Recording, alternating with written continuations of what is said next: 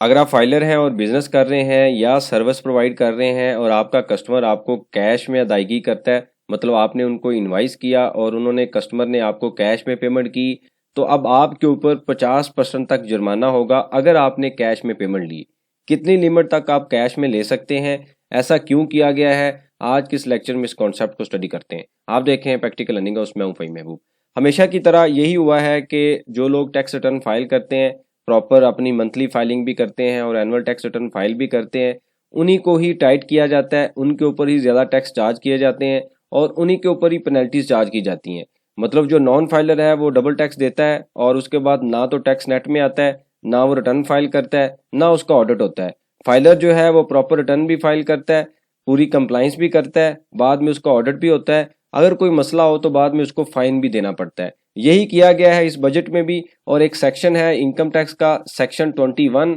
इसको अगर आप स्टडी करेंगे, जैसे आप सबको पता है कि आज 10/6/2025 को असेंबली में जो बजट है उसका ड्राफ्ट पेश किया गया है और उसमें एक सेक्शन है इनकम टैक्स का 21, उसके अंदर कुछ तब्दीलियां की गई हैं। वो क्या तब्दीलियां की गई हैं कि अगर आप अपने कस्टमर को, फॉर एग्जांपल आप मिस्टर ए हैं और आपने कोई चीज़ बेची है मिस्टर बी को और मिस्टर बी ने आपको पेमेंट की और उस इनवाइस की वैल्यू, सिंगल इनवाइस की वैल्यू 2 लाख से ज़्यादा है और किसी वजह से ये आपको कैश में अदायगी दे रहा है, तो अब मिस्टर ए जो है वो जो जो सेल कर रहा है, जो फाइलर है प्रॉपर, ये बंदा चाहे फाइलर हो, नॉन फाइलर हो, जो मर्जी हो, अगर इसने आपको कैश में अदायगी कर दी तो मिस्टर ए के ऊपर तकरीबन 50% तक जुर्माना चार्ज किया जाएगा। ये कैसे और किस वैल्यू पे चार्ज किया जाएगा, अभी एक कॉन्सेप्ट के मुताबिक मैं आपको बता देता हूँ। अब मिस्टर ए जो है इसने अपनी टैक्स रिटर्न फाइल करनी है, क्योंकि ये प्रॉपर फाइलर है, इसने अपनी टैक्स रिटर्न जो है वो मंथली भी फाइल कर रहा है, एनुअली फाइल कर रहा है अगर वो सेल टैक्स में रजिस्टर्ड है, तो 30/6/2026 को जाके इसने अपनी टैक्स रिटर्न फाइल करनी है।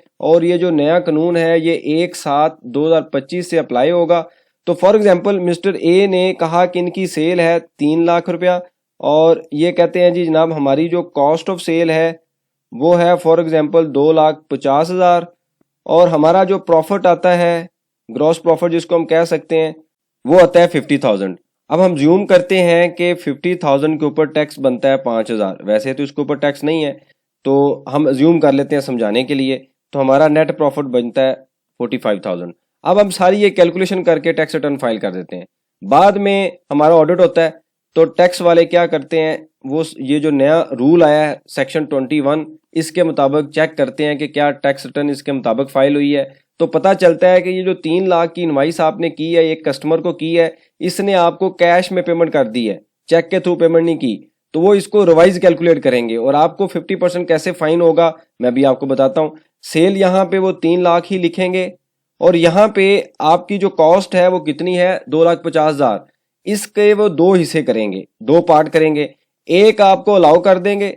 यानी कि 1,25,000 और एक आपको अलाउ नहीं करेंगे, तो 50% तक आपको एक्सपेंस अलाउ किया जाएगा। यहाँ पे आपका प्रॉफिट आता है 50,000, अब आपका प्रॉफिट कितना आ जाएगा, 1,75,000। अब प्रॉफिट आपका बढ़ जाएगा, जब आपका प्रॉफिट बढ़ेगा तो यहाँ पे जो आपका टैक्स है जो कि 50,000 के ऊपर आपने 5,000 दिया हुआ है, अब आप कितना देंगे, फॉर एग्जाम्पल अब आप देंगे 15,000, तो आपको टैक्स ज्यादा देना पड़ेगा। मतलब ये हुआ कि जो एक्सपेंस है उस सेल से रिलेटेड, ये जो 3 लाख की इनवाइस थी इसकी जो कॉस्ट थी, आपको कॉस्ट भी दिखानी पड़ेगी कि ये मैंने चीज इतनी की परचेज की है, इसका 50% आपको अलाउ किया जाएगा और 50% आपको अलाउ नहीं किया जाएगा। तो जब आपको एक्सपेंस कम अलाउ किया जाएगा आपका प्रॉफिट बढ़ जाएगा। ये आपके सामने एग्जांपल है, यहाँ पे 2.5 लाख का एक्सपेंस है और यहाँ पे कितना है, 1,25,000 की कॉस्ट है। तो ये क्या हुआ, एक्सपेंस या कॉस्ट आपकी कम होगी, जब कॉस्ट कम होगी तो प्रॉफिट बढ़ जाएगा, जब प्रॉफिट बढ़ जाएगा तो आपको टैक्स ज्यादा देना पड़ेगा। तो इसी वजह से 1 जुलाई से अगर ये कानून पास होता है, जो कि लग रहा है 99% ऐसा है कि ऐसे कानून पास हो जाते हैं, क्योंकि ये बनाए ऐसे जाते हैं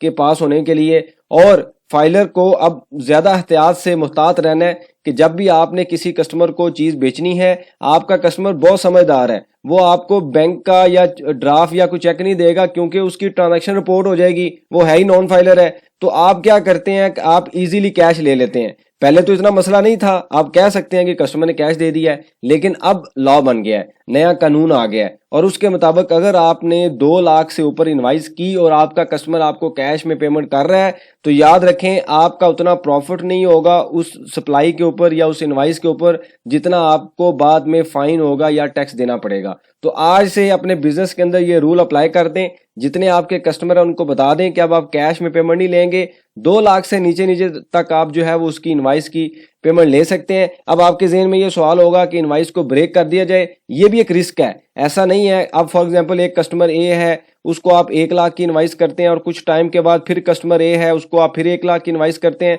तो जब कभी ऑडिट होता है तो नजर आ जाता है कि ये चीजें मैनेज हुई हैं, ऐसा नहीं है कि नजर नहीं आती। तो इसलिए कोशिश करें कि अपने कस्टमर को फोर्स करें कि आपको बैंकिंग चैनल के थ्रू पेमेंट करे। चूंकि आप फाइलर हैं, अनफॉर्चुनेटली आपने टैक्स रिटर्न फाइल कर दी है तो सारी लॉ, सारी कंप्लाइंस, सारे फाइन्स अब आपके लिए हैं। अब आपने अपने कस्टमर को एजुकेट करना है, जो काम एफबीआर ने करना था वो अब आपने करना है। आपने उनको कहना है कि भाई कैश में पेमेंट नहीं करनी। इनडायरेक्टली एफबीआर हमें जो है अपना एजेंट बना रहा है ताकि उसके बिहाफ पे हम कस्टमर को फोर्स करें कि हम आपको सेल नहीं करेंगे अगर आप चेक के थ्रू पेमेंट नहीं करेंगे। तो ये लॉ आपको पता होना चाहिए, सेक्शन 21 है, उसको जाके पढ़ लीजिए, जो बजट आया हुआ है उसके अंदर अवेलेबल है। 1 जुलाई से इसको आप लाजमी अप्लाई कीजिए, वरना आप वही पास्ट की बेस पे ट्रांजैक्शन कर रहे होंगे, ऑडिट होगा तो आपको अच्छा खासा टैक्स देना पड़ेगा। आपको पता है इस साल के एंड पे जब आपकी ट्रांजैक्शन ज्यादा होती हैं तो ऑब्वियसली जो टैक्स है वो भी ज्यादा बनेगा। बहुत शुक्रिया, जज़ाकल्लाह।